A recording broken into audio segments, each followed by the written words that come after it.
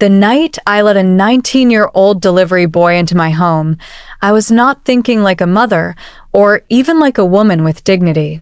I was thinking like someone who had spent too many nights listening to the sound of her own breath in a quiet house. His name was Angel. He brought me Chinese takeout and left with something I could never get back, my sense of control. I was 55, divorced, and too wise to fall for something so foolish.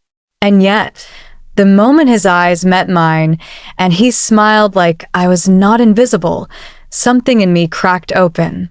What started as harmless conversation turned into something I would carry like a bruise beneath my skin. You might judge me, but before you do, let me tell you exactly how that night unfolded, and why I wish to God I had never answered the door. Before I go any further, I want to take a moment to thank you for being here. Whether you are a loyal subscriber or a brand new listener, I appreciate you deeply. This channel would not exist without your support. Every like, comment, and subscription gives me the fuel to keep sharing these stories from the edge of love, regret, and healing. If you have not subscribed yet, I would be honored if you did. Now, let us get back into the story. My name is Peggy. I live in a small town in Alabama, the kind of place where everyone knows your past and never lets you forget it. I was a school teacher for 27 years, married for 23 of those. I raised 2 children, paid off a modest house, and cooked dinner every single night, until the day my husband Edward told me he was in love with someone else. She was 29, a real estate agent, blonde, fake laughter, perfect teeth. That was 3 years ago. Since then, I have lived alone in the same house where I built a life that now feels like a museum of memories. The walls are quiet. The silence is loud. That night, it was raining hard. I did not feel like cooking, so I ordered Chinese. Orange chicken and egg rolls from the little place down the road. When the doorbell rang, I opened it to find a boy, not a man, standing there in the downpour. He was tall, with damp black curls stuck to his forehead and eyes too soft for someone his age. His name tag said Angel. I said, "You're soaked. You want to come in while I grab the cash?" He stepped inside, wiping his sneakers on the rug. "Thank you, ma'am." Ma'am. That word always makes me feel like furniture. But then he looked at me, not past me, not through me, but at me. Like I was not just a tip and a doorway. I handed him the cash and told him to keep the change. "Are you sure?" he asked. "This is a big tip." "I am sure," I said. "You should not be out in this weather anyway." He smiled. "I do not mind the rain." Something about the way he said that made my chest tighten. I do not know why, but I asked, "You want some tea before you go?" I do not know what made me ask that. Loneliness has a way of crawling up your throat when you least expect it. He looked surprised but nodded. "If it is not too much trouble." We sat at my kitchen table. Me, in my robe. Him, dripping rainwater onto the floor. We talked about nothing. His part-time classes, my garden, the best dumplings in town.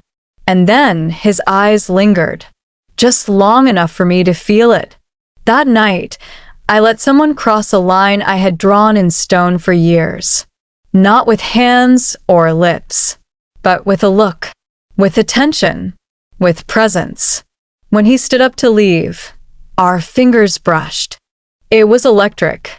I should have stopped it there, but I did not. And what I did next still makes my stomach knot every time I think about it. The morning after that night, I stood in my kitchen staring at the same chair Angel had sat in. The steam from my coffee fogged up the window, but my thoughts were clearer than they had been in years, and heavier. I did not sleep. I barely even blinked.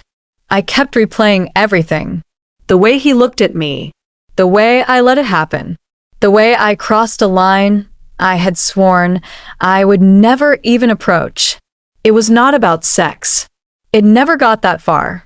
But emotional intimacy with someone that young? Someone barely out of high school?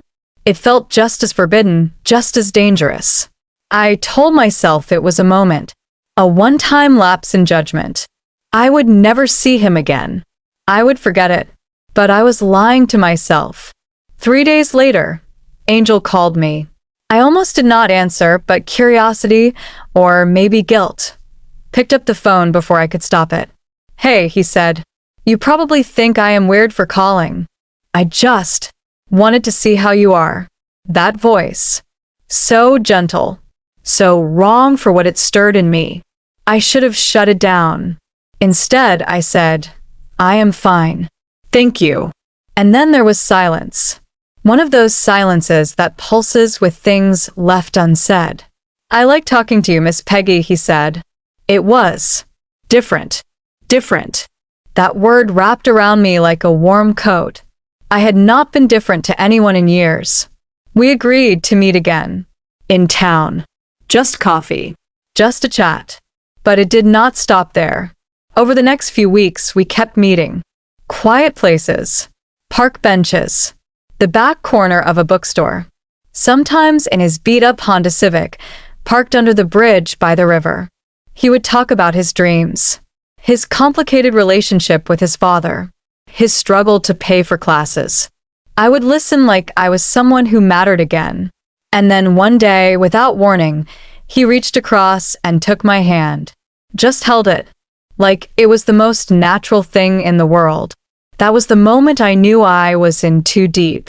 I had become someone's secret. That same week, something else happened. My neighbor, Cheryl, the queen of small-town gossip, stopped me at the mailbox.